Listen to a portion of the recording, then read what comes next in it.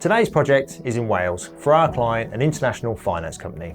This property has been vacated and classed as a dangerous structure due to a large void opening up below the foundations of the property and making it structurally dangerous.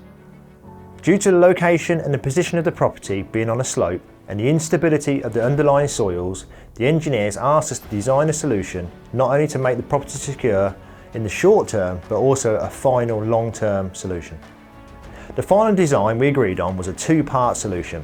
Part one of the solution was we filled all the large open voids using our void-filling geo-resin. Part two of the solution, we carried out deep soil stabilisation works where we drilled and injected to a depth of 4 metres, stabilising the poor soil using our two-part resin solution. Once we carried out our stabilisation works, our structural repairs division carried out the remaining structural repairs. This has now enabled the building contractor to start the full refurbishment works.